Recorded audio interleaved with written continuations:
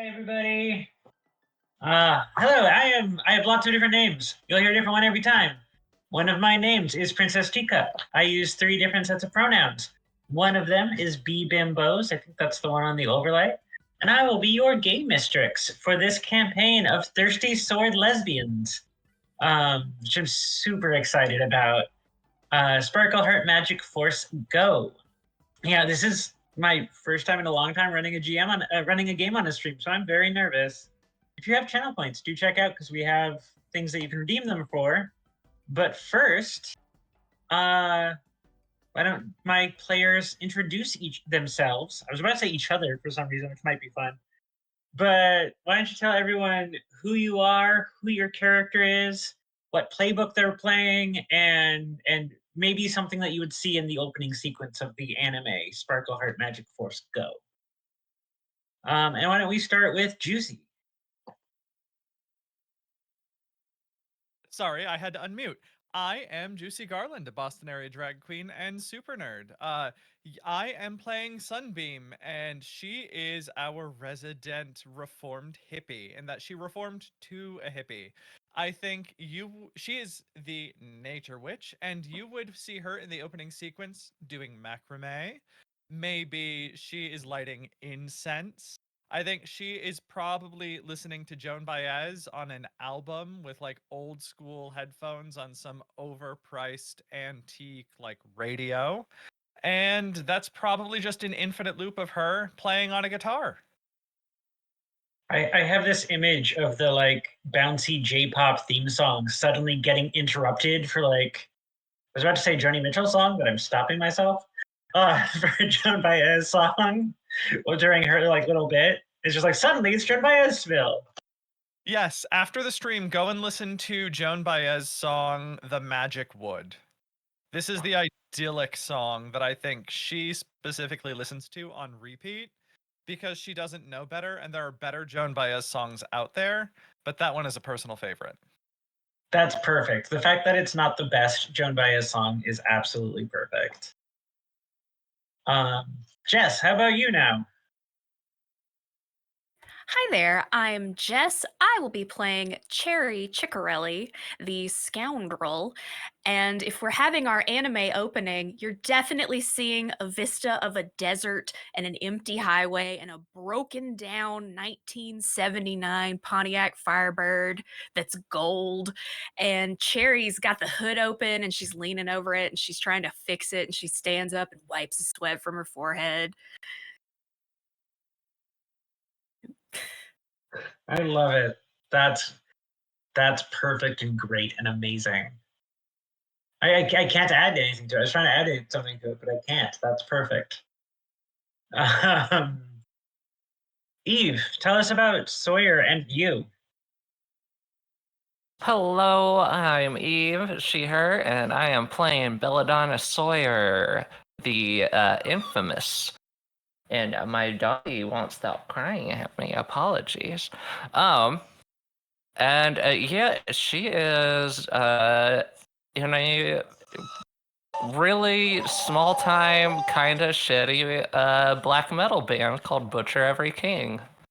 I think in the intro, you see a lot of scenes with that, and then just like a few shots of her just staring dead-eyed at a wall, and then writing a check for rent. That's great. Now my brain is going to like, there was a bubblegum phantom, bubble pop phantom anime from the 90s that was like all super gritty and black and white. It's like security cam footage. And I just imagine seeing Butcher Every King with that and then cutting to you just staring at the wall, wide-eyed, in that kind of anime style. Oh, hello. I'm Cameron. I'm playing Tallahassee Stirrup. She is the Yeehaw magical girl. In an opening sequence, I think you would have to see Tallahassee riding a mechanical bull for all of her adoring fans, just like the lens flares, the flashing lights of cameras. her signing autographs, definitely like that motif, like mirrored of like wiping sweat off the brow, but in a good way. Uh,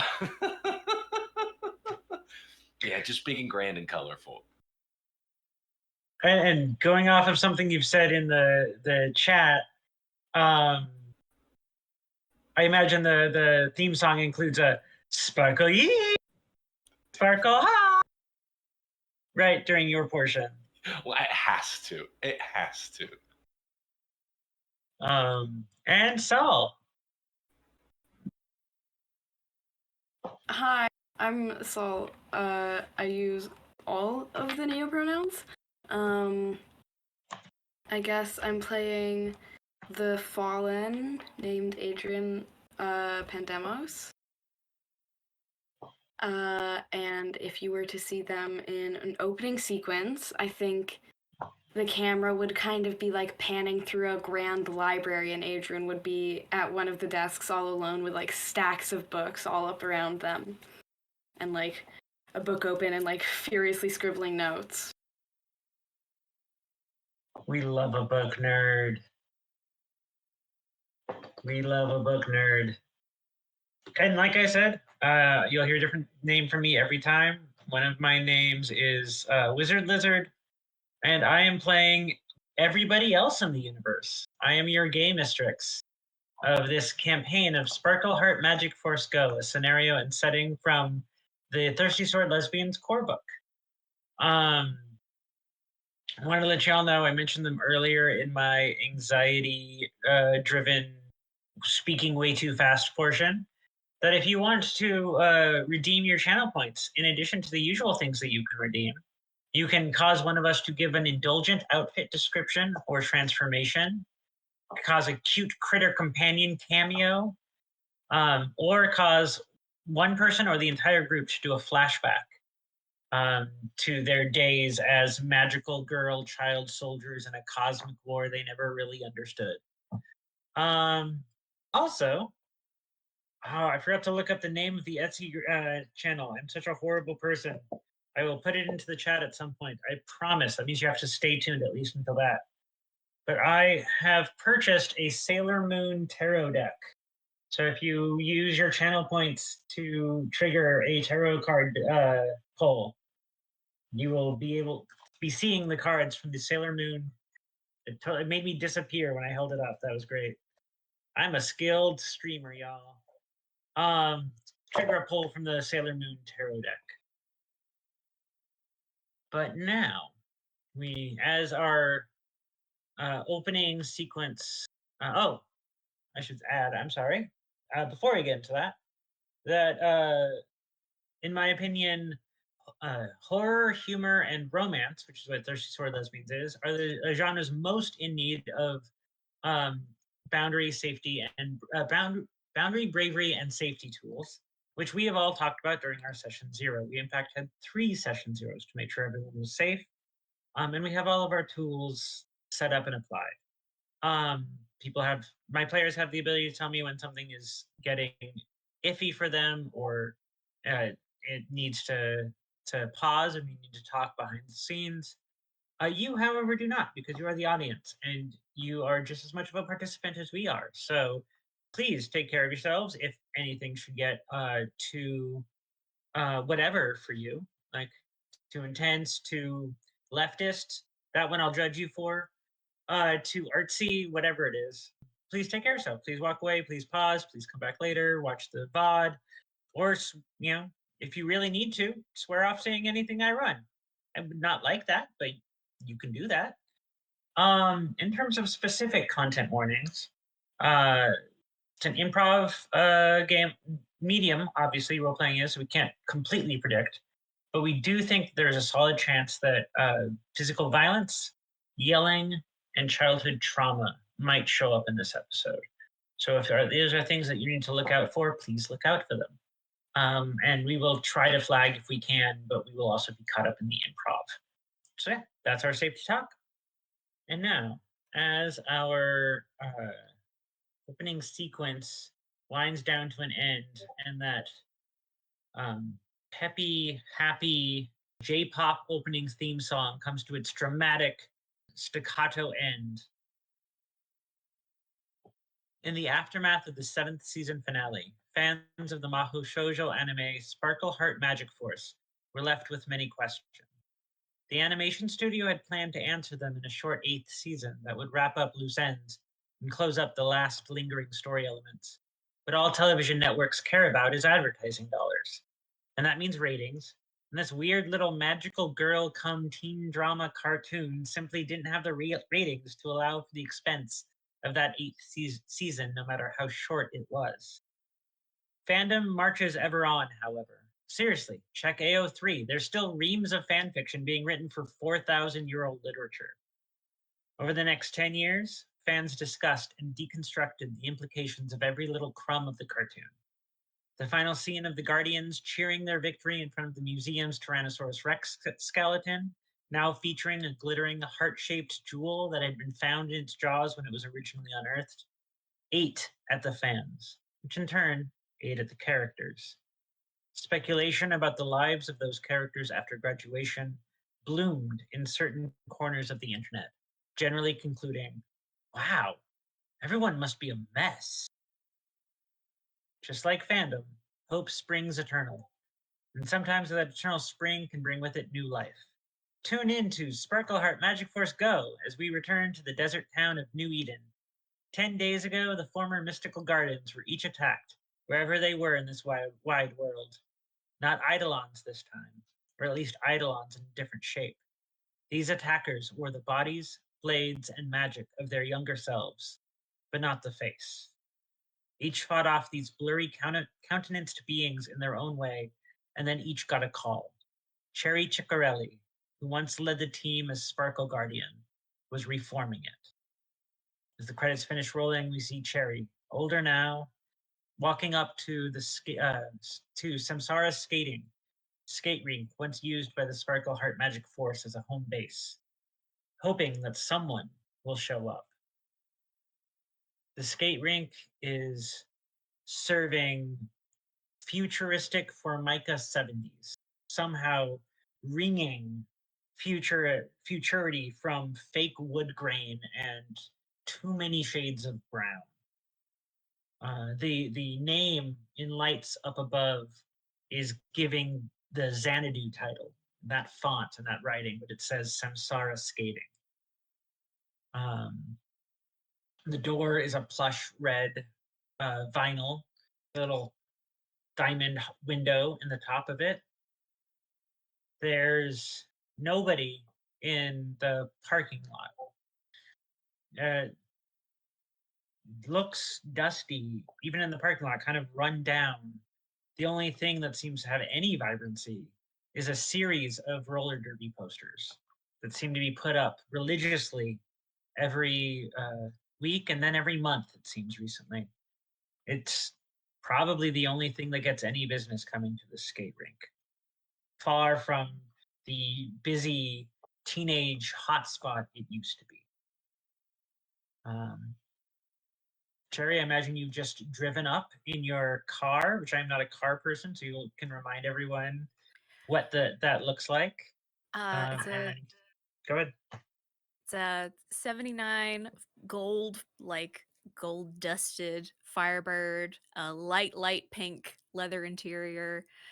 Yeah, and she pulls up in that empty parking lot and she sits for a second. And they've done this 1,000 times. They've met at this same skate rink. And she turns off the car and pulls the key out, and the keychain is almost like a helix, like a fossil of a little nautilus shell. She puts that in her pocket and she'll walk in. As you open the door, you are greeted by quiet, staticky music that was not popular 10 years ago, but was popular with your parents 10 years ago. They're still playing the same CDs, no doubt, over the stereo. It is disco that they're playing. disco standards, some obscure disco. The disco ball is still raining small glimmers of light across the roller rink. And you do see one person in the entire building, and they are endlessly circling that roller rink, dressed in corduroy overalls and a like bulky sweater underneath the straps. Long brown hair, younger than anyone you expected to see here. It is not Sarah Islington, the um, proprietor of Samsara skating when you were magical girls 10 years ago. You don't see any sign of her. Looking around, however, other than her absence, she was always here, even when the rink wasn't open. It looks exactly the same, though perhaps shabbier, perhaps dustier. The only difference you can see is the prices have increased, but not as much as you would have expected for the food and the skates and things like that. And then there's the long food counter at the end of it. You see a piece of broken masonry set up uh, without any real ceremony to it, but somehow you still get the sense that it's some sort of a memorial or a political statement to have it there. Not that you know why or what that means. All right. So I walk in and just the memories wash over me, and the place smells the same. The musty carpet, the wood, the popcorn, and all the greasy snacks at the food counter. And was the person skating just part of the memory, or is there someone actually skating? There is somebody actually skating. Okay. I walk over and I assume it's got that big wall, like chest high wall around the edge Yeah. of it. Yeah. I'll just lean on that and try to see who this is. It takes you a while as you watch before it finally clicks to you that this is Rebecca Garcia, whom you remember vaguely from high school. I think she was related somehow to Sarah, a cousin maybe, or a niece. I mean, you look probably with your life, you look 15 years older rather than 10 years older. Up to you if that's true. She looks a few years older than you, but she's the same age. Mm-hmm. I feel the slightest twinge of not anger exactly, but there wasn't supposed to be anyone here, and that's kind of throwing off what I wanted. Here's one of my favorite GM tricks. Give me one fact about Rebecca. Rebecca was very sweet.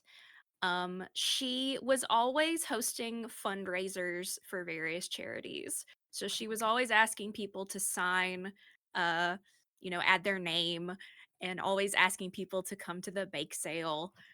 And it was really annoying. Do you try to get her attention before she notices you, or do you let her notice you? Oh no, I'm just leaning. Eventually, she comes turning around the curve. Her eyes have been sort of down at the rink the entire time, in that way that people have when they're sort of mindlessly skating in circles, thinking more than anything else.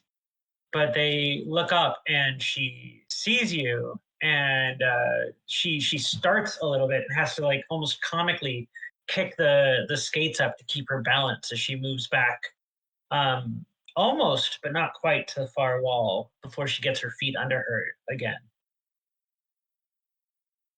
I'm sorry.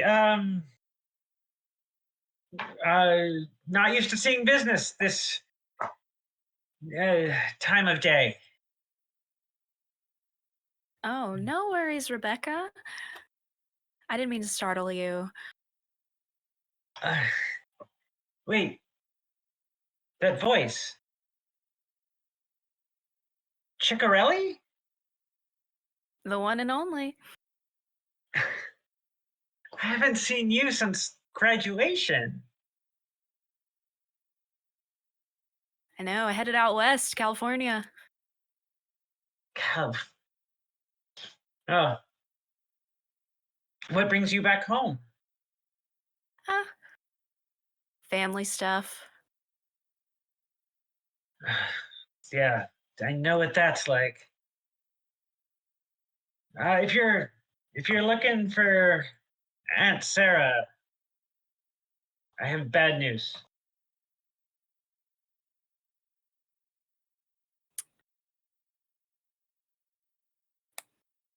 Yes. It's the news you would expect when somebody says they have bad news about somebody you haven't seen in a decade. Yeah, I'm sorry to hear that. Yeah, the smoking caught up to her, but I always wanted to have some way to raise money, and now I have it. Yeah, I saw the derby posters. This place looks like it's jamming. You're always a good liar. Sometimes you even came to my fundraisers. They were for such good causes. Of course I did. Yeah. Good causes, right. Those were the good old days. Oh, they were. Did you wanna take a trip around the rink? Not yet. Can I get you anything? Might even have some beers in the back still. Oh, no, no thanks. She's skating towards you and kind of at a loss. She's did you wanna catch up or uh I kind of lean forward when she gets a little closer, and I'm like, kind of supposed to be meeting someone here. uh she like looks at you for a second, her eyes go wide. Meeting someone. Yeah. Right. Her face softens with admiration and recognition, and you see a glimmer of the hope that she used to have, that the world could be better, shining through her for a moment, just a moment. um Her freckles match her eyes and they gleam clearly and beautifully, um as the disco ball speckles her face with light. Oh, well, then, feel free to have your run of the whole thing. I'll just go. And she spins around and kind of giggles as she's spinning around on her skates. Take inventory. Yeah, that's the. Yeah, and after your meeting, maybe we should talk. Yeah, Stuff's been happening around New Eden. I've heard. But no worries. I'm back in town. Like the corners of her mouth start to smile before it kind of gets clamped down by habit. You feel like she hasn't smiled in a while.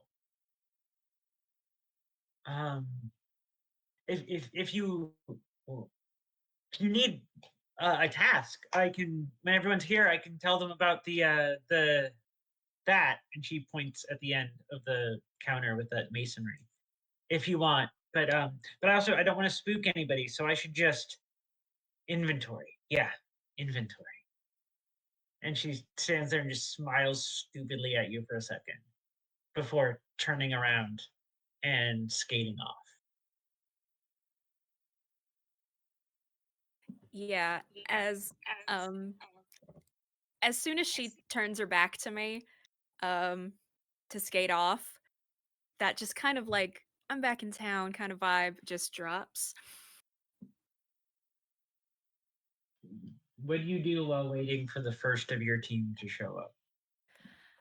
I keep leaning against the wall, and I pull out a red sucker and I start eating it. I love that image. That image is so perfect. Who of the rest of the team, who would be the first to show up and answer Cherry's call?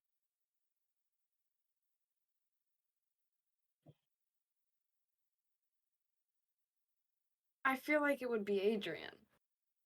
Okay. So how does Adrian get there? Adrian doesn't drive a car because driving in cars is scary. To be honest, I think Adrian lives in New Eden. I don't think they ever left. And I think they probably bike most places. Okay. So you ride your bike up to the skate rink. You would know that the skate rink sees the occasional sad kids party. And that it's really the lesbians keeping the skate rink alive by means of the roller derby. Mm-hmm. For all of the many reasons that we know lesbians love roller derby. Which is always a packed event, but has had to go from weekly to monthly. And you would know that Rebecca Garcia inherited it from Sarah, and has tried to make money with it. It's a good thing that she doesn't have to pay rent because what money could come in, she usually ends up giving away as charity fundraiser or doing as charity fundraisers. So the money doesn't even go to her. Okay. Yeah. Kind of an idea. So when you ride your bicycle up, you see only the car that I still don't know what it is because I'm still not a car gay. I'm many kinds of dyke. I'm not a car dyke. It's a Oh yeah. 79 Pontiac Firebird. Content warning to the audience. I use reclaimed slurs for myself. I'll try to use the not super intense ones, but I do use dyke for myself. It's a really sick car. I'll post a picture of it. Just Thank a you, Eve. cool muscle car. Just imagine a cool vintage car and that's fine. I think it's probably recognizable. And Adrian like parks their bike near the front door and takes off their backpack and like pulls their collapsible crutches out of it and puts them together and walks in. And then sees Cherry. And Can you describe Adrian? And Cherry, I don't know if you gave a physical description. So can you both of you describe what each other look like right now? Do you mean ourselves? Yeah, your mundane selves. Yeah. Okay. How you're dressed, you what wanna go color your first, hair Jess? is, etc. All that. I'll go first. I can describe what Adrian sees. So I've got my back to the wall and I'm leaning against it. I'm wearing what only can be described as the silk jacket from Drive. And you can't see, it does have cherries embroidered on the back of it. And just over like plain t-shirt, tight studded jeans, little boots. My hair is kind of short but flipped forward and sideways, and you can tell at some point it was dyed pink, but it's grown out, so just the ends of it are pink. And she definitely looks like she's been out west. She's got a tan. She does look a bit older than the 10 years it's been. But in the soft light of the roller rink and the disco ball, that all kind of softens. Okay. I guess I have to describe Adrian now. Yeah. So both my dogs decided to come into my room at the same time. So I guess Adrian is kind of on the shorter side, and how would I describe them? They're walking with 2 forearm crutches that are silver with red cuffs, and they have a short kind of like choppy bob, which if they lived in a city would seem like quaint and old-timey, but in this town it seems kind of new and fresh. Oh, okay. Sorry about that. Anyways, they're wearing a like leather varsity jacket over a vest, because of course they are. And they have some kind of like worn like corduroy pants that are pretty badly like torn and like visibly patched in a couple of places. Well loved. And they have like a backpack that, I don't know, you don't know what's in it. And they have green eyes, greenish brown eyes, hazel, and they're just kind of like staring at Cherry, and they don't know what to say or what they should say. Cherry also has a pair of mirrored aviators that's hanging on the front of her t-shirt, and was kind of just toying with them, and when Adrian walks in, stops and just smiles, and it's like, right on time, Adrian. What did you expect?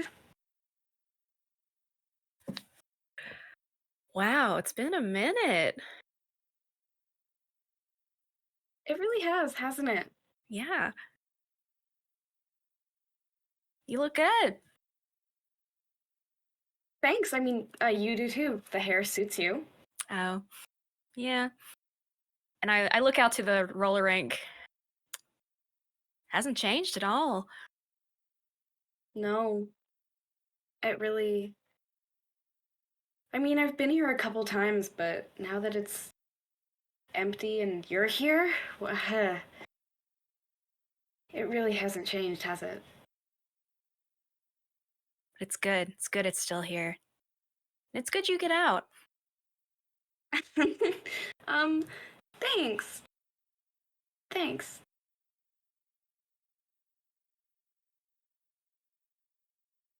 Yeah. And I think Cherry will definitely ask, because we've kept up a bit, and I'm just like, what have you been up to? And we can small talk till the next person shows up. Yeah. I don't know if I we will need say to that talk. Adrian, Cherry probably doesn't know that the museum was recently deconstructed. Oh, yeah, Um, that's true. and with stuff in it, evidently. But you would know that the piece of masonry at the end of the food counter is something that Rebecca keeps as kind of a keepsake of the museum. And Cherry, you would notice now that next to it there is a little like money collection box. That's you can't read the sign, but Yeah. Adrian would know is a passive way of trying to raise money to rebuild and rescue whatever they can from the Museum of Natural History.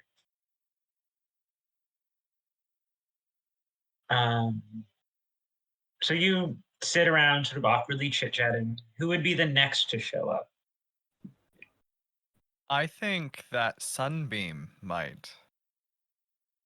I will say, based on something I just saw in the chat, that we are going to cut away to a perhaps somewhat spooky moment of somebody in the shadow wearing what looks like skull paint, watching the front of the rink from a hidden spot across the street, just kind of tucked away in a shadow as we see Sunbeam arrive. How does Sunbeam arrive?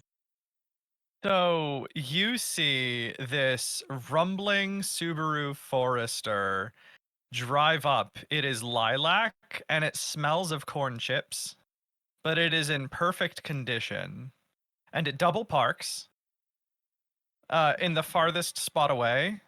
And She steps out in a flowing cotton, like purple dress with like a vegan leather jacket that is like tan with that like fuzzy interior and long, like ironed straight, like dirty blonde hair and what looks like no makeup, but she's wearing a bunch of it. And is that a nose job she had? Wow. And she walks in with a little trepidation into the archaic roller rink and looks around to see who has arrived. I love the idea that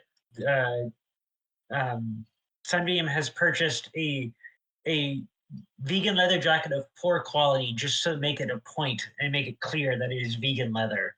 Oh yeah. So if it's Oh yeah, good you quality, can you can't tell. tell the difference. You can tell. And of course, too many wooden necklaces. Oh yeah, clacking as you walk, I'm sure. Mhm. Yeah. Does I can't remember now. Did we establish that Sunbeam lives in New Eden or were you living somewhere else? Oh no. She went away to school in New England. She went to Smith and she studied Oh. sociology and anthropology because she's a smart girl, though you wouldn't know it now. She teaches actually. I think she teaches at an all-girls school in Boston. And she came back here when asked. Is she white? Yes. Look, Unfortunately, terribly white. all the gods save us from a white anthropologist. Yes, with too many convictions. We're gonna leave the word conviction ambiguous. So you see Adrian as you're scanning the rink. You see Adrian, whom you've heard it described before already, and and Cherry. And two things happen when you see Cherry. Oh. The first, because Baba Yaga just redeemed 500 channel points, is a cute critter companion cameo. So, Cherry, would you first, or Jess, would you first give us that cute critter companion cameo? And second, would you roll an entice, which means roll plus heart? Okay. I'm okay. Yeah, so Sunbeam walks in and there's kind of like a weird jingling noise and the keys on their own jump out of my pocket and they kind of roll on the ground towards Sunbeam, and what had been a fossilized shell begins to glow, and it glows, and you see coming out of it as it spins, it starts to float in the air, and it looks about the equivalent of a snail and a nudibranch and a bit of a nautilus in a cute way. And it's got little wings and its little eye stalks stand up. And this is something I haven't thought about in 10 years. Correct. Oh my god. No. This is real. And I think it just trills at you and then curls back up into the shell and falls and lands in your hand. And then I look up and first I see Adrian and then I see Cherry.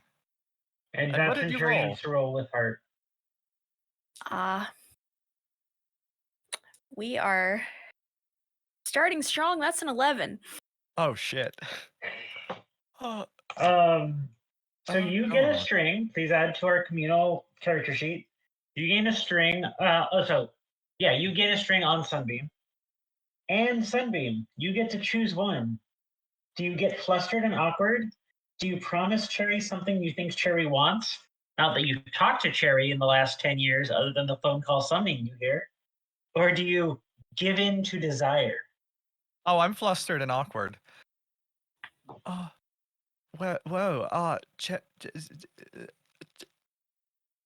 hi. It's been a long time.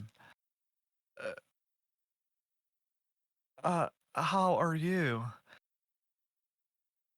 I'm good. Good to And see she's you. just gonna hand over the shell.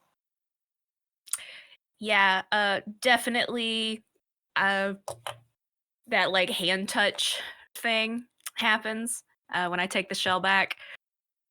There's a And lot of heavy breathing and and eye I contact. yeah, and I hold up the shell and I'm like, that's been happening more and more. He's been asleep ever since senior year. What? Oh, right.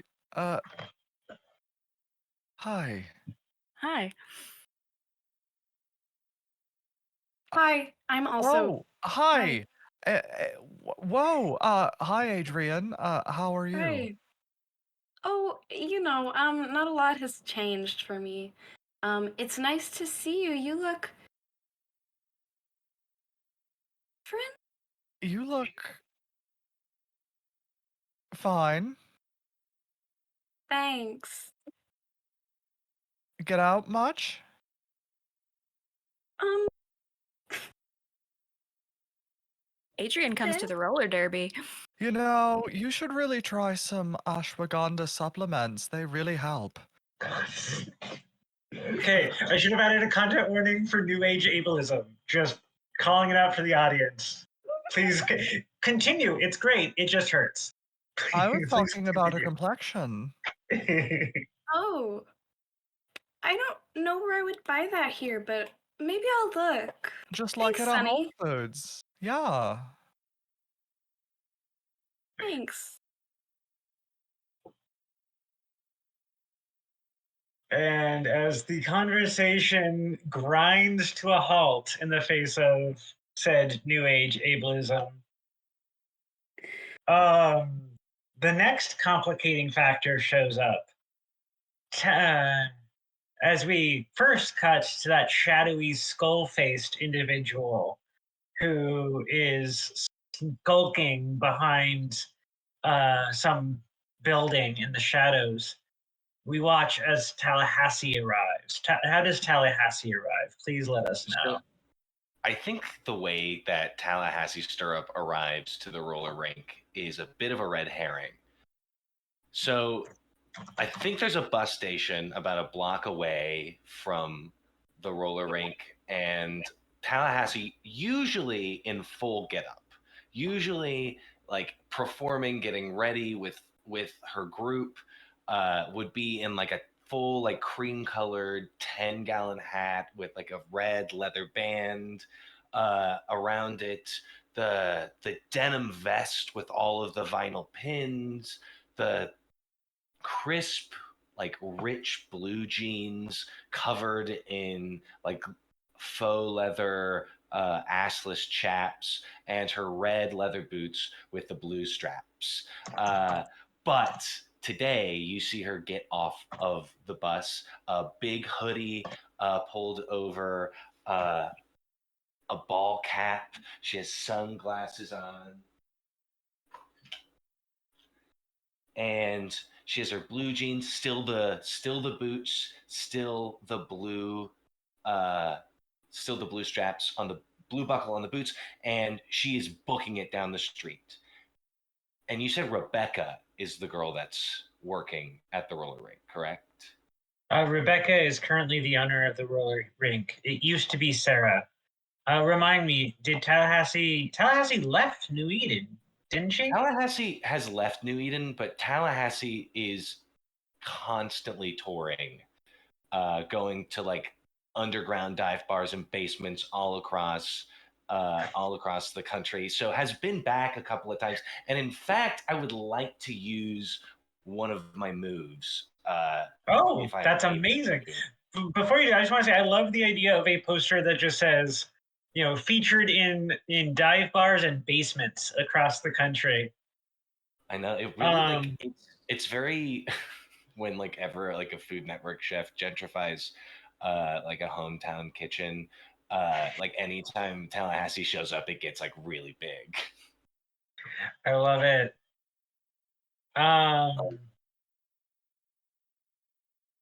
If it's And possible, so what move are you using? That was the question I I was would going to ask. love to use my shooting star playbook move because I think Rebecca is a fan, and I need a favor from an NPC because I can't be seen going through the front door, so I would like to be let in the back door.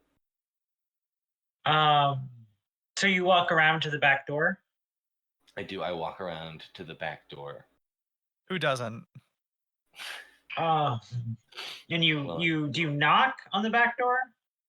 I do knock on the. I think it's like been predetermined. If it's possible, I feel like Rebecca is a fan, so I've reached out to them and I have told them that I'm going to show up on the. What time is it? Is it like high noon? Is that Cherry, right? you're the one who called the No, it's nighttime. It's nighttime. Okay, yeah. The last bus, the last 9 bus, and I'd be there pretty soon. So wait for me at the back door. And I think it's also like very flirty. very what? Very flirty. So as you walk around back, you see Rebecca standing outside, still in that very sort of cozy outfit of overalls over a big chunky sweatshirt. It's a very 80s outfit, weirdly. Come to think of it, like late 80s, early 90s.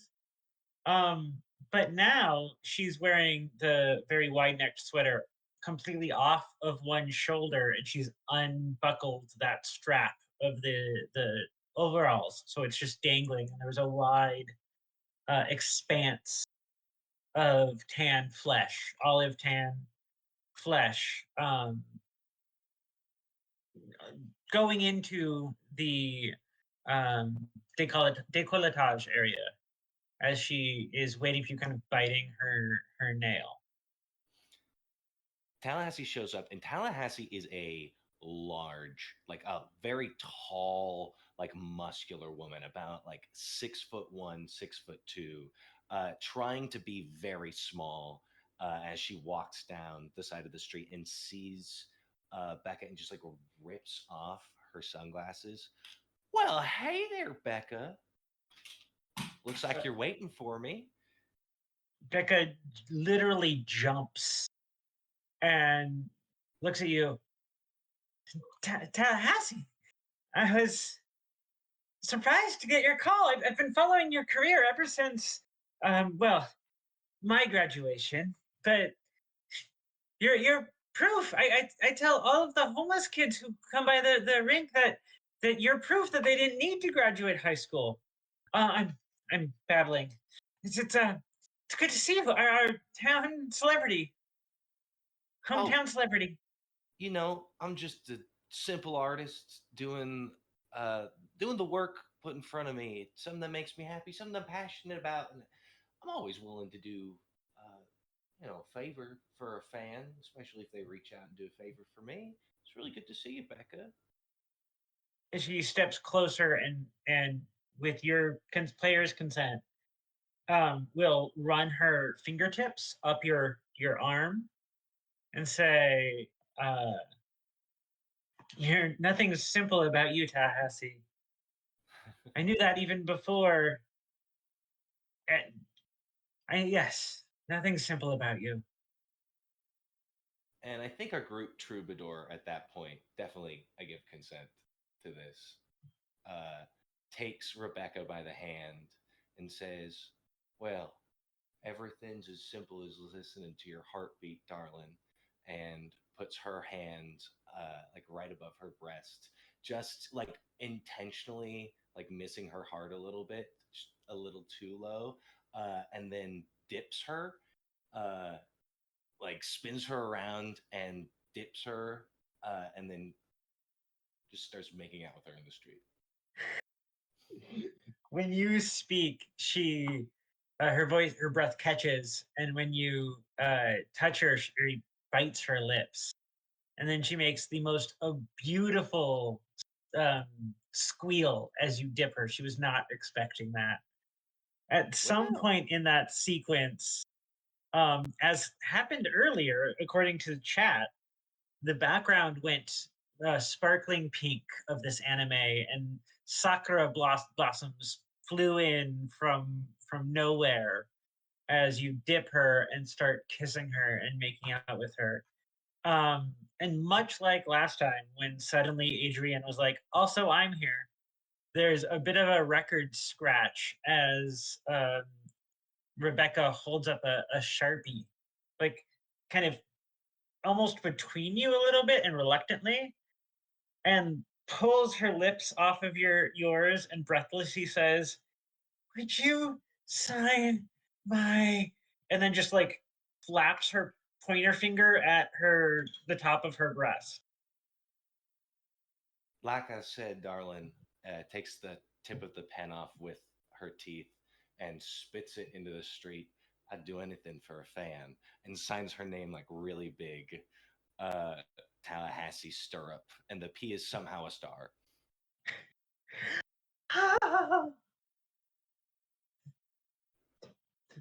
Three of your friends are, and she just wordlessly points into the rink. Oh, I'm late. I'm gonna set her down, just like sitting up against the wall, and go through the back door. She full on slides down the wall as you walk in. I also want to say, evidently, Automod on Twitch like spoilers out the word cowgirl, which is not going to be good for Tallahassee. Tallahassee's not a cowgirl; she's a cowpoke. When you walk into the main areas, you walk through the kitchen, you walk through the storage, you walk into the roller rink, and you see they haven't really moved. So there you see over on the other side of the large rink with the disco ball, 3 figures whom you imagine are probably your former teammates. But it's kind of dark. The fact that the light is always on the roller rink means that looking all the way across it can get dark and shadowy, so you can't really see who it is. Imagine Terry's one of them. I'm going to shout into the rink from all the way, like just enter the rink, see the figures. Can I get a sparkle ye? So yeah, that's why it's important to take all of your supplements. I said, can I get a sparkle ye?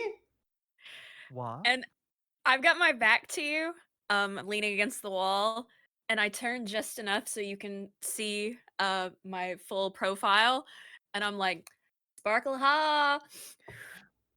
And when Cherry says "sparkle ha," Cherry needs to make an entice roll with heart.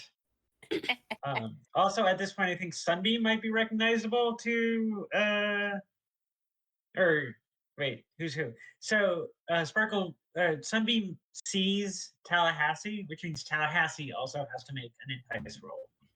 Yeah. Oh no. Yeehaw. Oh, perfect timing, Baba Yaga. Perfect timing. Oh, what did Baba Yaga do? Baba Yaga has redeemed 1,200 channel points for a group Ooh. flashback. The Ooh. troll. So I know exactly what the group flashback troll. So the group flashback is going to be, but first let's figure out the effects of these entice rolls. I got a 9. Jesus. I got a 14. Woo! A 14. Yes. In some versions of PBT, they're giving you extra super special effects. God damn. So Hell yeah, brother. Cherry got a 9. So you gain a string on Tallahassee unless Tallahassee decides to instead get flustered and awkward, promise something that she thinks you want, or give in to desire. Don't act it out yet, because I want to do the other figure out the other side of things. But which is your choice, Tallahassee? Given to desire. Cannot wait to see what you do. Then Tallahassee. So Cherry, you do not gain a string on Tallahassee, because she chose that. Tallahassee, you gain a string on Sunbeam, and Sunbeam, you have to choose one of the three. Oh, I give in to desire. That is Everyone's the most giving dramatic answer desire. here. Yes. That is So the worst with possible that- answer for me. With that, and I Adrian's hope just standing there awkwardly. it's just like, I'm right here, y'all. I'm sorry for third wheeling you, but I have to. It's fine. Um, Adrian's probably used to it. oh, Angie.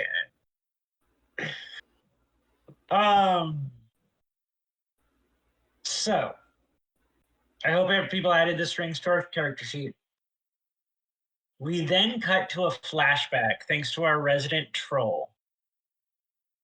And I said I knew exactly what it was. I think I know exactly what it was about. I'm going to leave it up to the three of y'all to frame the scene. Is this the kiss? Is this a conversation about the kiss? Is this some drama in the middle of a monster fight with the kiss? What it's about the kiss, obviously. But Oh. what is the scene? In my mind, there's never been a conversation. No. No. This is the moment. This is the kiss. That's what we want to Yes. see. All right. Please, the three of you, please give us a flashback of the kiss. I'm imagining it's the three of us. We're clearly in the middle of combat. The music changes to that action battle music. And we're at maybe the old movie theater, and it's got the big light up marquee, and we're fighting the villain of the week, who is movie reel themed. Yes. And I don't want to say where Sunbeam is, but I'm in the back of the theater in the shadows. yeah. You don't even know I'm there. Oh, okay. Oh, I was thinking we were outside because we can see all the okay. lights. Oh, then I'm running up to the theater, and maybe you're at the marquee fighting fighting the villain. Yes. And I think we just get a good hit. And should we describe our magical girl looks? Yeah, now is the time to describe the three girls. Everyone's magical girl, because you're all present, right? It's not. It's actually just three of you in this fight, so everyone can describe their magical girl look. Wow. Okay. How old are we? 16, 17? The Sparkle Heart Magic Force anime ran for 7 seasons. Mhm. Thanks to the sheer amount of time travel and at least one death and rebirth plot element, you aged only 4 years from freshman through senior. So it is up to you how old you are. Okay. I think just for brevity, for the flashback, it could just be the three of us. Okay. And you see Teen Cherry, and she's in her magical girl suit. It's all pink.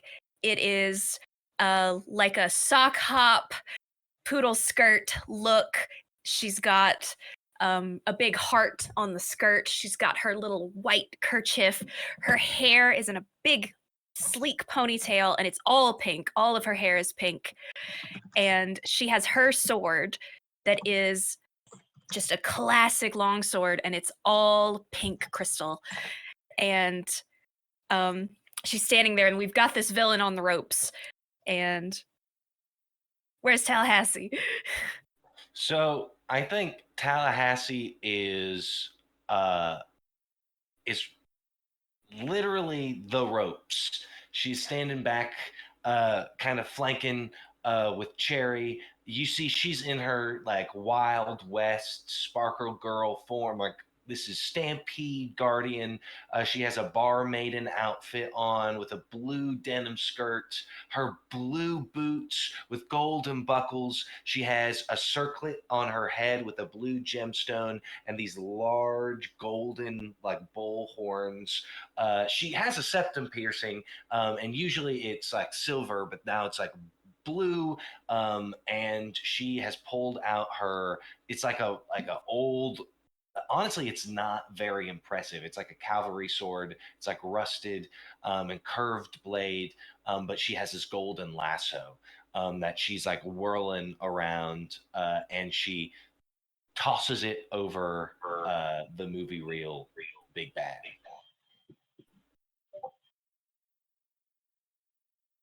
And I think with you roping him in like that, and you've got it like, oh no. And I jump up, and with my pink sword, I yell, Cola Float Collider! And my sword lights up, and I just, and I slice right through it. But the way the magic works, I'm able to slide down the rope. Oh yes. And starts to get like smaller and smaller and smaller behind me. And as I land on the ground, because it's a magical girl anime villain, he's like exploding in the background. Yeah, as he's exploding and the marquee is lit up, I hit the ground and I just grab you and I twirl you in and I give you a kiss. And then we cut to, actually, no, we should get Tallahassee's response. Yeah, I think in Tallahassee's head, like a Casey Musgrave song starts to play, and her eyes go like cartoon hearts as like they're closed and then they like jut wide open. And then Sunbeam. Yeah, Give us your description and your reaction. Yeah, as all of that is happening, you know, Sunbeam, the Solar Guardian, is running up in her purple chemise a la Ren with just the wide flowing skirt around her, the huge puffy sleeves, and the massive hair tiara silver at her brow, and her wooden and like leaf and floral sword at her hip. And as she runs up ready to engage in the fight, she sees them start to kiss. And suddenly there is a shadow across her face. And you can't see her eyes. And it is at a sharp Dutch angle because this anime knows what it's doing. And you can't see her face anymore. And the sound cuts and there's a thunk. And just like there's an internal monologue. As shadows are sharp and, you know, yes, the street light goes out and there's like, she's just whispering to herself, I will never be loved. And there's a beat of silence after I will never be loved. And then bringing us out of the flashback, Adrian says something. What does Adrian say back in the present day? Sparkle ha. Oh, hey, Adrian. Hi. Hi, Tallahassee. Have you read any good books recently? Oh, I mean, yeah, lots. Well, I just actually read this book about the history of grammar, and specifically the semicolon, and at that moment, because I have to give myself to you, a Both hand of you have to give in to desire based on the touches choices, your yeah. cheek. Tallahassee, I've missed you so much. Sunbeam, I've missed you quite a bit too. You look healthy. It's been so long. It's like, what, like 10 of them years? Yes. You're talking very softly. It's hard for me to hear. How are you? Honestly, I'm a little flustered right now. Do you see the way Cherry looks? And I like that's the music starts to fade, and like I lean into Skirt. Sunbeam's hand, and I like stare dramatically over at And it Cherry, is the and I same shot. and then like Oh my it God. cuts and the music is playing and I'm just like leaning into like my friend and I'm just like lamenting my lost love. Cherry. It's like the cherry blossoms like stir up in my vision, and like the camera pans and like surround Cherry's face. And I'm listening to Adrian and I'm like, oh, grammar. That sounds super interesting. Yeah, Adrian this whole time is still talking about the history of the semicolon. Do you know that a semicolon connects two thoughts together, Cherry? Oh yeah. It's like a breath. I was gonna say it's like a Nicki Minaj lyric.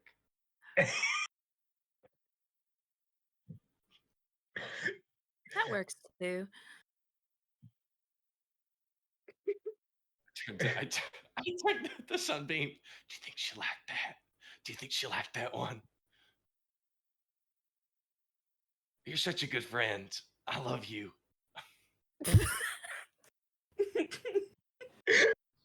God. God. Anyway, where's where's At Belladonna that we Sawyer? cut back. At that we cut back to having seen everybody walk forward. We cut back to that. I'm now picking up hooded, skull-faced individual who has been skulking in the shadows across the street. Sawyer, you have now seen all four of your former friends walk into the skating rink. Tell us what you look like and how you enter. So, Belladonna Sawyer, now mostly just going by Sawyer. She's about 5'10", 5'11". She's wearing a big, heavy-duty, black leather, battered coat. Thing looks like it's probably a good 20, 30 years old at this point. She's got the hood pulled up on it. Underneath, you can see she's just wearing a tank top and some baggy, dark tan cargo pants. Just like these very bulky steel toe boots. They're just completely battered. As she watches them all walk in, she takes a long drag off of her cigarette, flicks it away, reaches into her shitty 20-year-old Honda hatchback, grabs her bug out bag and throws it over her shoulder, grabs the case of beer that she had. There's only about 3 left in it. And then just like quickly sweeps off her hood, and underneath in the shadow it looked like she had like full skull corpse paint, but it looks like she very just like hastily wiped it off, so there's just streaks of black and white predominantly around like the eyes and the mouth. And her hair is a short green buzz cut. I like to embody my characters when I can. I love And it. she just starts stomping directly towards the door. The second she arrives, she just raises a foot, kicks it open, and walks in. I kind of want to make it a pull door, but that would be fucked. So yes, you kick in the door in the She would middle. shatter it if it was a pull door. Right? But yeah, you kick in the door and it bangs against the counter next to it. The masonry at the far end, it hits so hard that the masonry at the far end rocks, and you hear that sound of heavy stone rocking on wood, echoing after the banging of the door through this roller rink, which is absolutely silent as "You're such a good friend, I love you" hangs in the air like old sausages. Mm. Fucking stinks in here. This place is a goddamn dump. She gives it like a quick once over and sneers, then just she's not like stomp, stomp, stomp, but she's definitely like laying down her feet very heavily just to make noise as she approaches. Like the second she gets there, she doesn't say anything. She just drops her bag on the floor, grabs a chair, sits down, and cracks open one of the beers and just glares at everyone. Can I get a sparkle yeet? No. Fair enough. How you doing, Sawyer? I'm pretty fucking pissed off. That's how I'm fucking doing. Hey, there's no need to use that kind of language. But Fuck off, Tallahassee. excuse Fucking me. rat. Excuse me. Wow. Coming in with that energy. You know, I respect you. You giving it straight, Sawyer. You always did. You know, Oh. I have a couple calming teas that might help with your attitude. Oh, Sonny. What happened? You had to fucking reinvent yourself after some fuckboy reject dumped your ass again? No, I just read Sylvia Plath one too many times and didn't take her like the other girls did at school. Have you read books? We were just talking about semicolons, right, Adrian? Yeah, Yeah. Well, you know, it was invented by some Renaissance writers in like the 18th century around, because they were trying to turn grammar into a thing where they wrote how they talked, and the semicolon was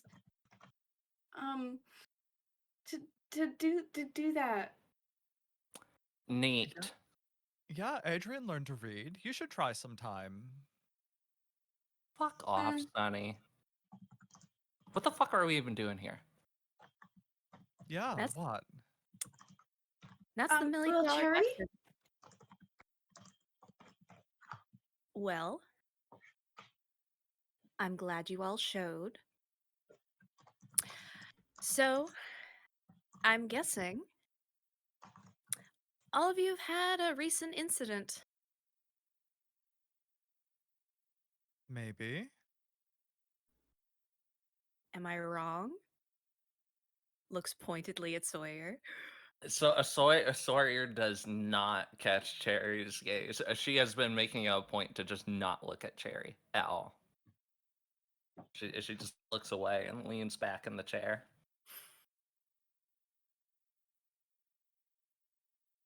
Well, You're talking about the other ones, right? and I look very mysterious. And I look to Tallahassee. And I'm like, the other ones. That's a good way to put it. They remind me a little bit about that other what were it? The rabbits, the 4,000, the it's been so 400. long. Yeah, something like. Do you think they're like future versions of ourselves come back because we made a mistake? Hmm. Wouldn't they be past versions of ourselves come forward? Never really understood all that time travel stuff. It gets complicated. That's why we have you around. Well, I know that I was going about my business and was attacked by something that looked like me, or was trying to.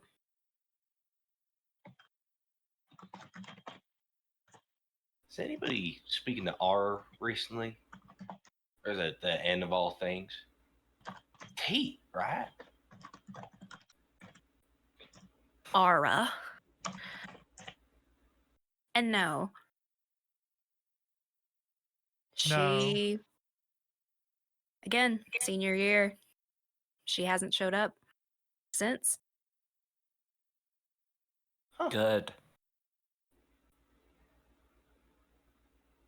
What? I don't know if good is the right word to describe that. Yeah, I kind of liked her. Fuck. What the fuck is wrong with y'all? That It's bitch my went and turned us into opinion. fucking child soldiers, you fucking maniacs. We kind of chose that, didn't we? It was our duty to save the entire universe. Oh yeah, no, she just appeared in front of the whole Multiplex. fucking school and waved around magic swords. Hey, who wants to fucking volunteer? No, she came to each one of us, ourselves, and promised exactly what the fuck we fucking wanted. Yeah, I wouldn't Okay. exactly call it informed consent. But it was for a good cause, and it gave us a purpose. It gave us an experience to learn and grow. Exactly. And who else is going to do it? We And made, Exactly. we made As someone different. had to. Whether we chose it or were chosen, the fact of the matter is, whether some people like it or not, we were the Sparkle Heart Magic Force. So, am I wrong in saying all of you have also seen others? No. Sorry, doesn't say anything, but now she's just glaring at Cherry. Well, again, this all stopped out in the street. Dogs bark. The streetlights flicker. Those not dogs. What was that? It's not dogs. Bear. A bear? You think a bear this close to the city?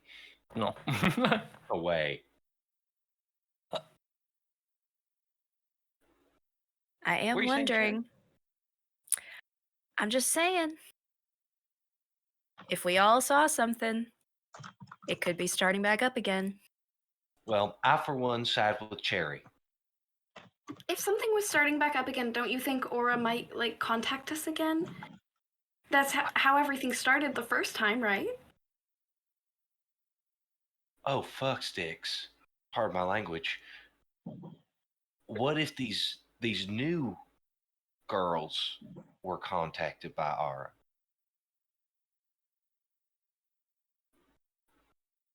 Oh.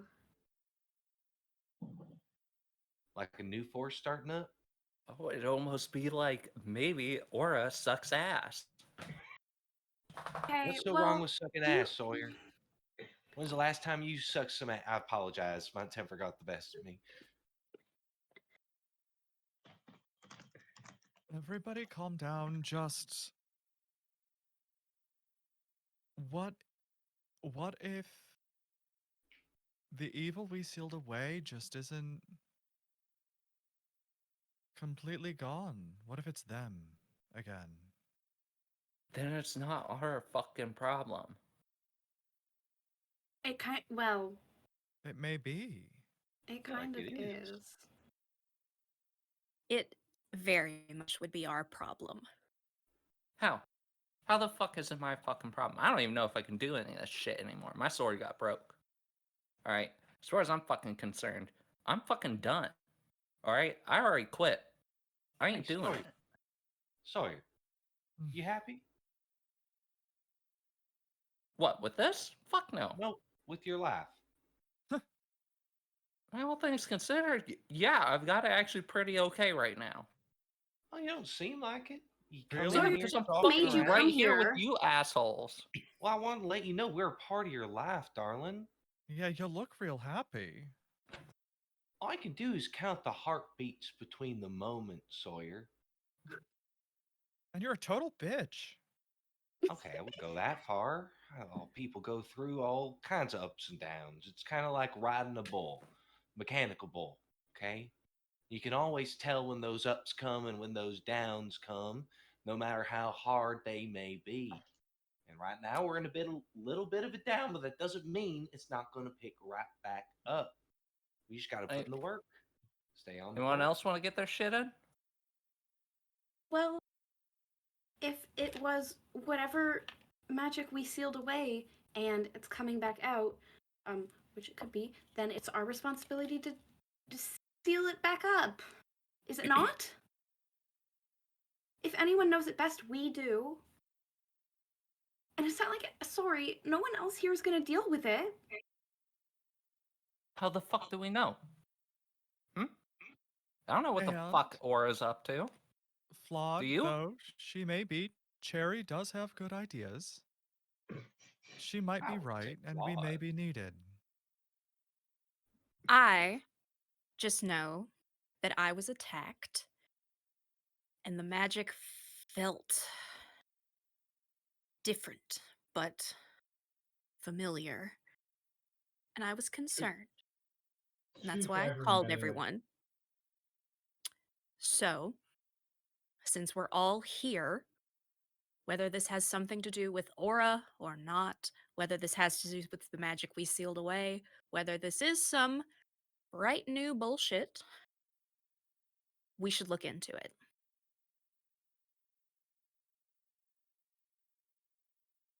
I agree with Cherry. You fucking would. What was I supposed to mean? I'd support you too, Sawyer, in an instant. Well, then support this. I'm out. I'm going to fucking Mexico for a couple months. Call me Then when it's why'd you done. come?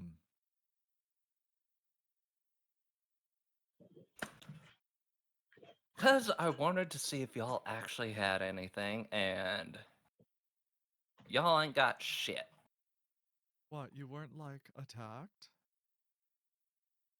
Like the rest of us? You're not afraid it's coming back for us?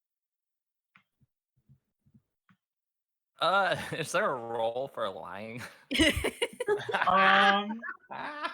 I think I'm double checking. I think this would fall under defy disaster. Unless you're somehow trying to entice them or offer them emotional support. She But- absolutely is not. Lying to them. So how are you trying to lie to me? Because remember, defy disaster. She's going to say, no, I am not. So you're just trying to force it down their throat. Yep, that she is not afraid, and she just wants to go. I think I could see an argument for spirit, but I think this is daring. Please roll with daring. Oh, let me bring up my daring here. Ba-ba-ba. There it is, on a different page. Oh. Wait, it scrolled down on me. There we go. I was gonna say, I'm like, my daring was not 0. That is a 6, an 8, 10 total. 10 total. Also, Juicy, please check the chat. Our chat. 10 total. You do it with style. I think she stands up and just launches the chair back behind her and just gets right into Sunbeam's face with it. No. If y'all don't fuck off, I'm just gonna fucking go. I'm gonna give Juicy a choice here because you got a 10 plus. Yeah. Juicy, because you said you were getting in Sunbeam's face, so Sawyer can either get some insight into Sunbeam that she wouldn't otherwise have had just from Sunbeam's reaction, or can gain a string on you. I'm going to take a string, and I would like to convince her to stay regardless. So the option was that Sawyer gets a string on you. You can still spend a string. Yeah. Sawyer can get a string on me. That's fine. But I would also like to try to convince her to stay, ideally using heart somehow. So when you spend a string, which is the direct influence. Yep. You can offer them an experience point to do something. You can find out what it will take to get them to do what you want. Or you can add a 1 to a roll against them, or add or subtract 1 from any roll they make. So the last two options you don't worry about. So you can either offer them an XP to do it, or find out what it would take to get them to do it. Yeah, what would it take to get you to just stick around and just try to do something with us? Oh, that is tough. I think, honestly, pretty much just begging her. Full on just please. Okay. All right. You don't have to do that. Then I think that Sunbeam is gonna put her hand on your shoulder. Sawyer, we can't do this without you. We need you. We're not a complete team without you. Cherry called us. And it's absolutely necessary that we have you. If we don't have you and there is something going on, we will fail and we might die. You are the linchpin in this team. I think Sawyer reaches up and pushes Sunbeam's hand off of her shoulder and says, "Knock off the condescending bullshit." She turns around, picks up the chair, and sits back down.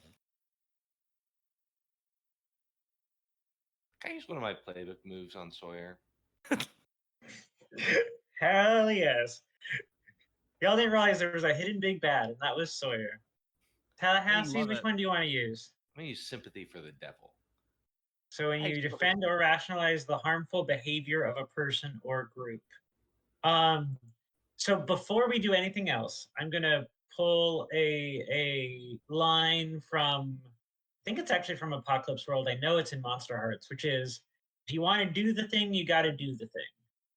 So in this case, if you want to do that mechanically, you got to put that in the story, and then we will Gotcha. adjudicate it. Yes, I was just about to follow up. Sawyer, can I say something to you? Sawyer doesn't say anything, looking. Take your silence as acceptance. Although years ago, you knocked that building down on all those people. You don't want me to get sweet with you, right? So Sawyer immediately looks away and like her foot starts tapping. I think Tallahassee goes it takes up the space, stands up tall, grabs the chair in front of Sawyer, and shows that she is the biggest person in the room at this moment. You don't want me to get sweet with you. Let's get real. What you did was necessary, and I forgive you. But if you don't help us now, what you have done will mean nothing.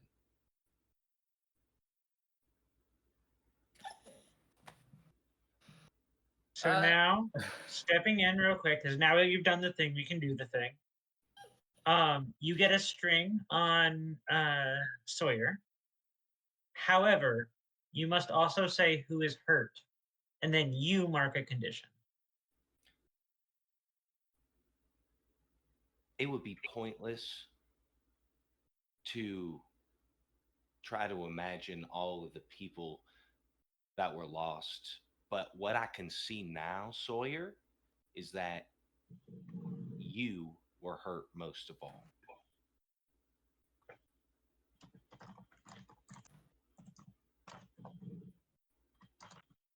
So Sawyer just runs a hand across her head, stands up, and starts walking to the bathroom.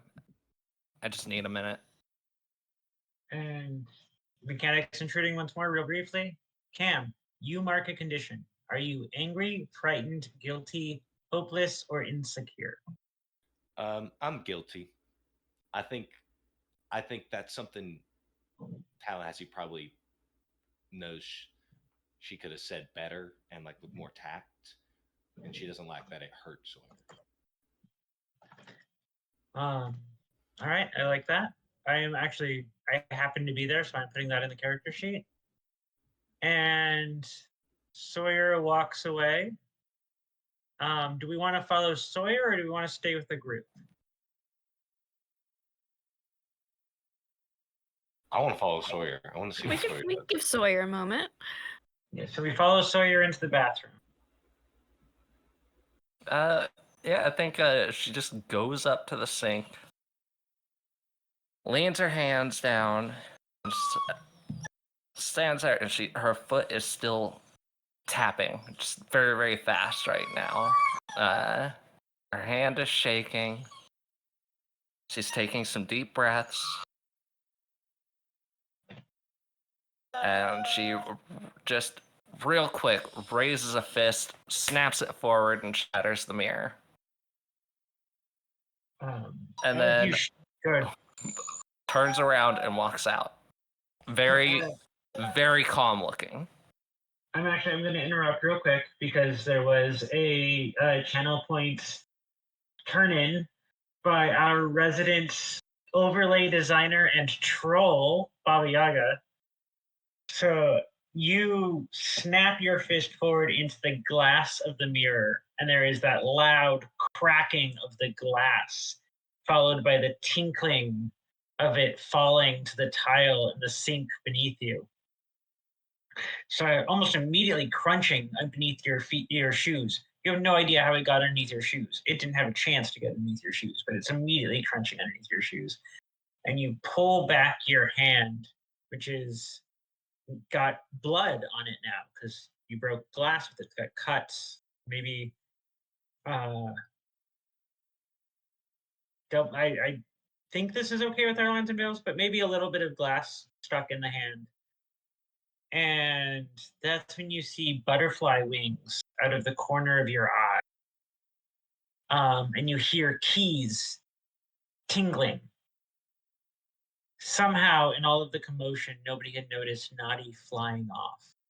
And now Naughty is in the bathroom with you and flies forward, Cherry's keys dangling from its shell, and it lands on your hand. It's the first time you've seen Naughty out in 10 years. It's Nautilus shell with the butterfly wings, and the snail head has come out with the two long antennae, and it just starts crawling against your hand, and where it passes, the cuts and the blood disappear, leaving unblemished 18-year-old skin behind. She's looking at it for like a second. I think it gets like halfway across her knuckles before she goes, "Oh fuck!" and like sweeps it off and like just bursts out of the bathroom and like falls over, trying to get away from it. The fuck is that fucking thing doing here? Oh, at that commotion, because she like staggered out of the bathroom, Cherry was like immediately on alert, like just in case something was wrong. But then I see it's just Sawyer with Naughty fluttering around her, and I kind of relax a little. And does Naughty stay out, or does he go back in the? Well, I actually want to pause because I was also curious what y'all talked about amongst yourselves when Sawyer was away. So I want to do a quick little rewind to hear the four of y'all talk. Yeah, Sawyer stomps away, and Cherry just, God damn it, Tallahassee. Do you think I was a little too hard on her? A little too hard? You brought up, kind of her worst mistake. I forgave her. That's not here or there. That's fair. We're all in danger, Tallahassee. Maybe, but neither of you is at fault for her terrible actions. I mean, you're both fine. It's her. Right, Adrian? It is her. Oh. I don't know if we should be talking about this behind her back. Adrian's Perfect right. timing. And then she falls out of the bathroom. Oh, hi, Six. Are you okay?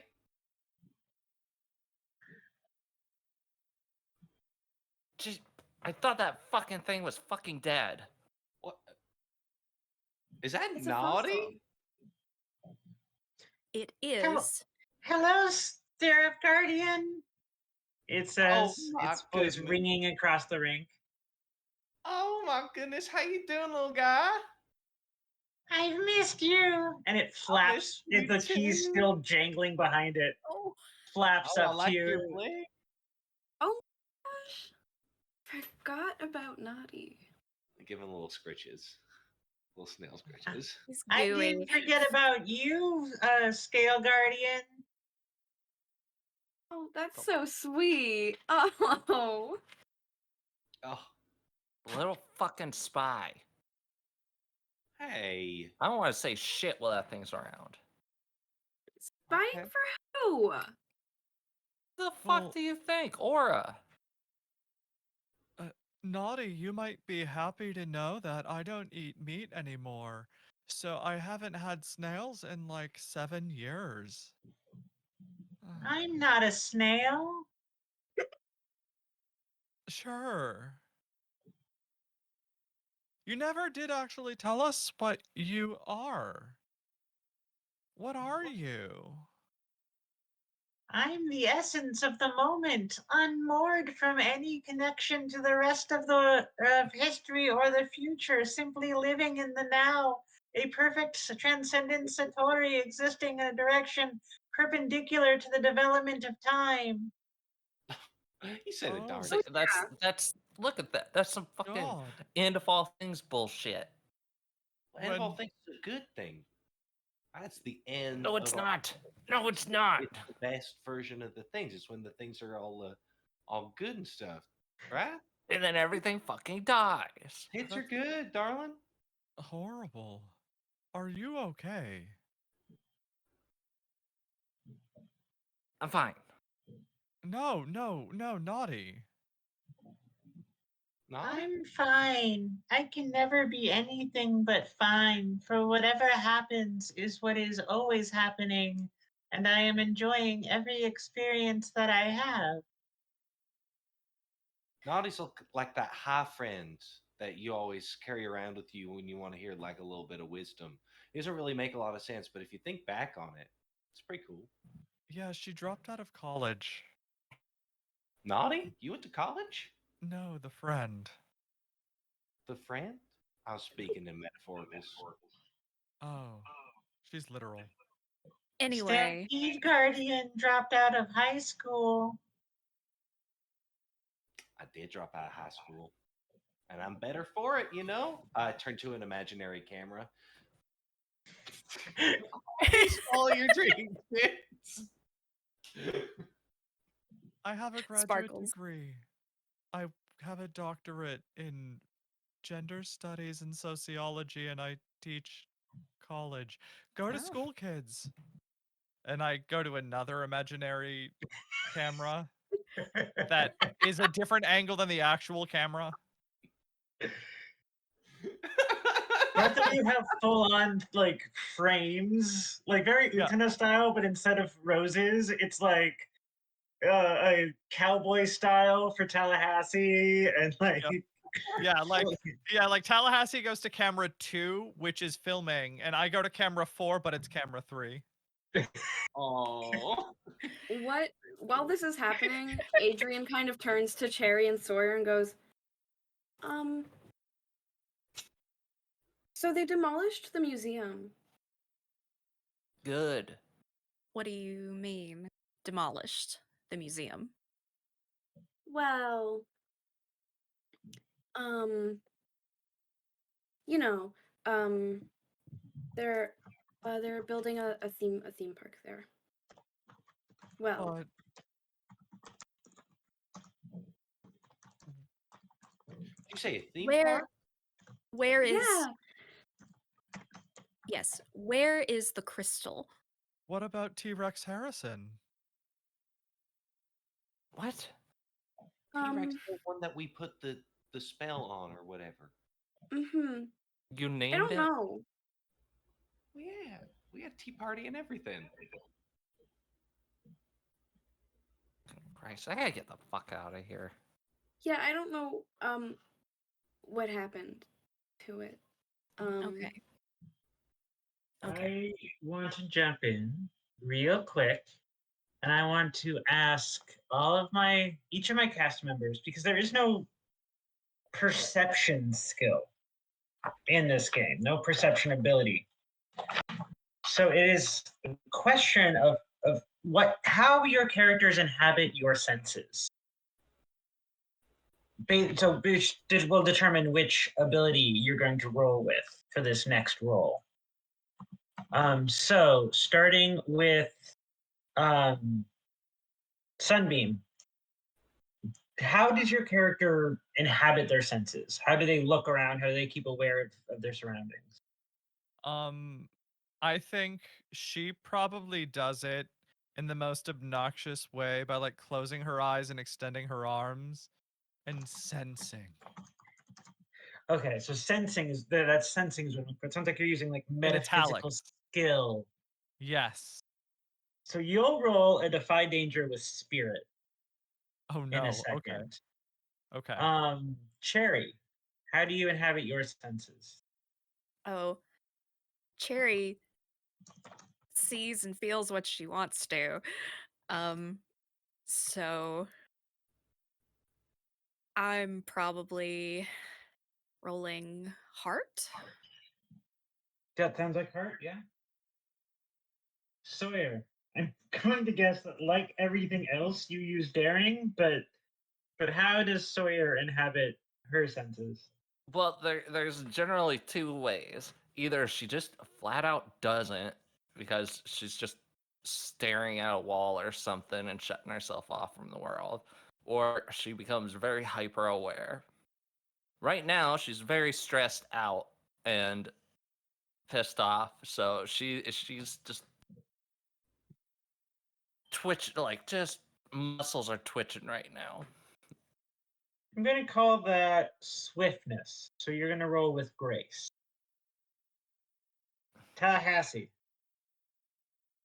I think Tallahassee's relationship to her senses is very much through the filter of whoever else is in the room with her. Like it's like masking 101. She's very much like gets the sensory information, waits to see how other people respond to it, and then responds in kind. 100% that's heart. Yeah. That is the most autistic description of heart I have ever heard, and I'm here for it. Ding. I am so here for it. Saul, how about, or Adrian, how about you? How would Adrian take in like their senses? Yeah. I don't know what like skill this would apply to, but I feel like very logically, like tries to reason everything and like logic their way through it. All right. That would be with wit. Okay. Please, everyone, roll defy disaster. Oh God.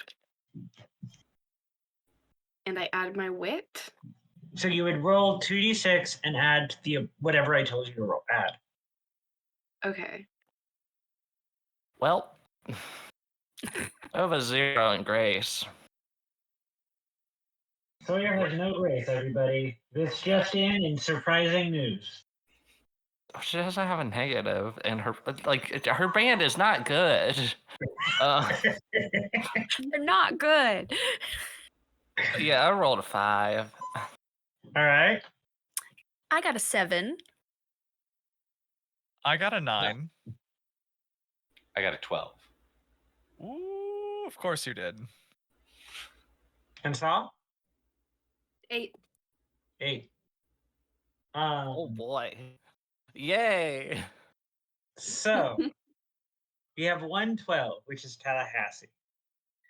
Tallahassee, it's because you're watching everyone else's reactions that you catch this weirdly before everyone else, because you're the one looking for things to incorporate into yourself.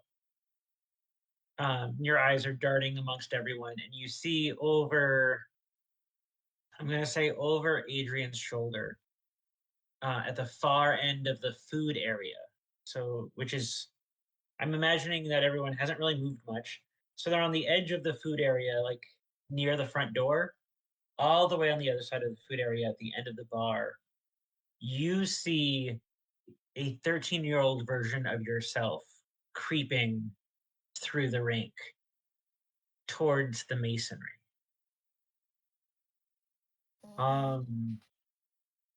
3 people got a 7 to 9.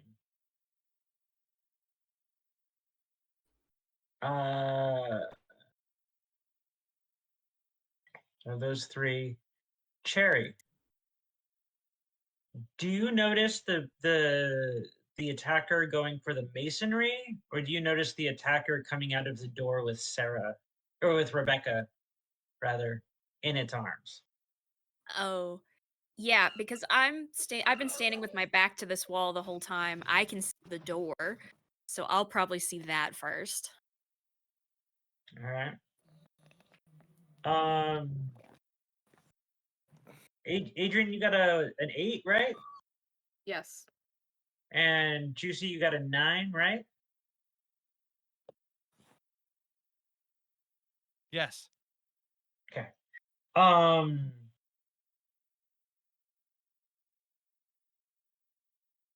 Juicy, your hard choice from yours is, I had this in my head just a moment ago. Do you want to notice the person attacking Sawyer if it means that you also get attacked by them? No. You notice nothing. Fair Yeah. enough. Adrian.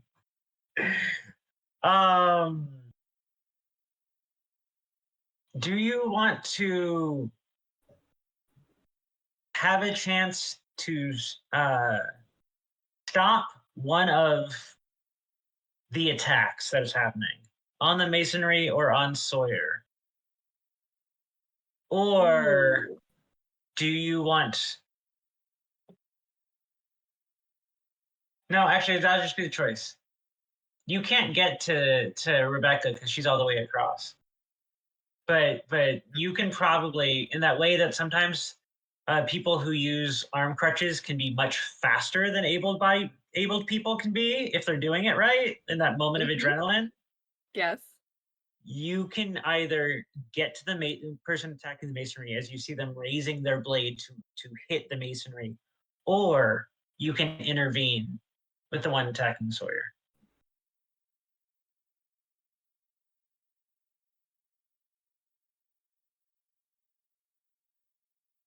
Your choice. Masonry. I think masonry.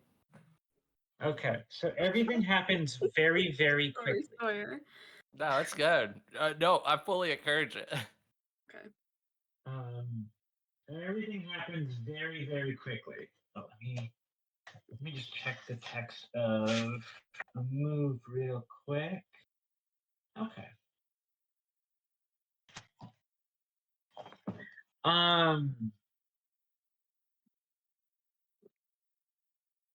Yeah. So Tallahassee, you see everything that's going on. You got a 12. You see everything that's going on. You see Rebecca being pulled out of the back by a faceless version of a 13-year-old Sawyer. Well, a 13-year-old Song Guardian.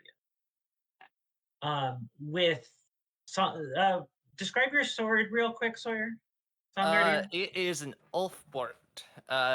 Imagine a just like in your head a Viking sword. It's pretty much So- that, only it's green metal.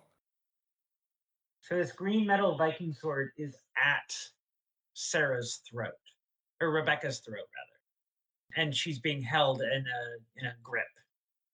You see 13-year-old Tallahassee approaching the masonry and raising their blade.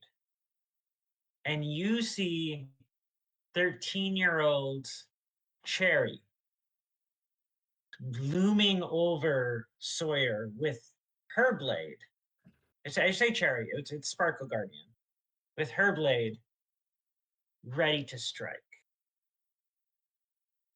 These are, weirdly, they're not looking very magical girl right now, despite them looking very magical girl. You see Adrian immediately go into like hustle mode. And it's up to you if Tallahassee has seen Adrian book it, because again, for those who don't hang around with disabled people much, A, what the fuck are you doing? Get some disabled friends. And B, sometimes they can go very, very fast. Booking it towards the one with the masonry. Very long stride with crutches. Exactly. Yeah, very long absolutely. stride.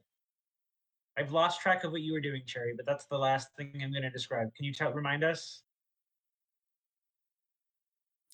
I see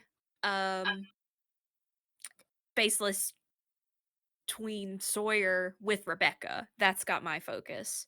You got all of that focus. So you see Mhm. Cherry very heavily focused on that. And then, assuming that our producer Baba Yaga saw my note in our chat when I tagged them, we are taking a break because it's been 2 hours and 10 minutes. So just enjoy hanging off that cliff.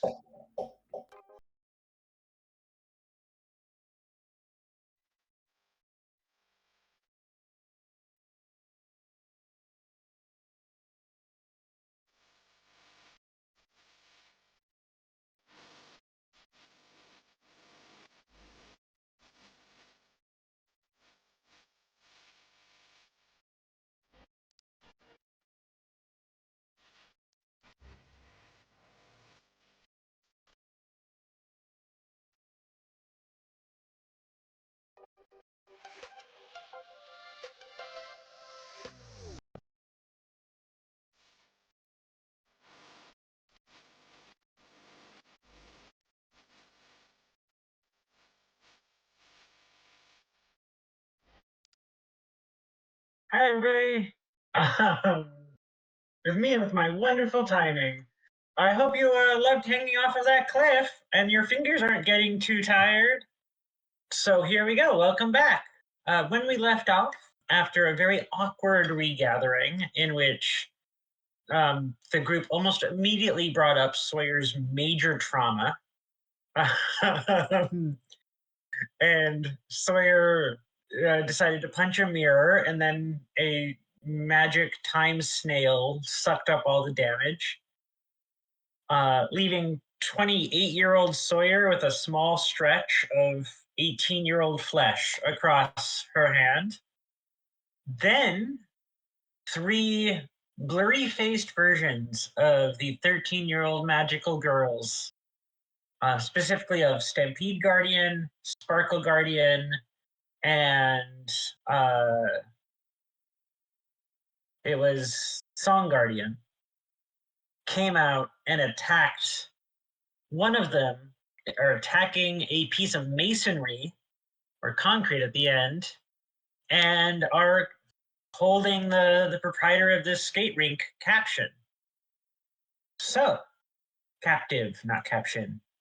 So, what are y'all doing? How are y'all reacting? What's going on? Give me the go.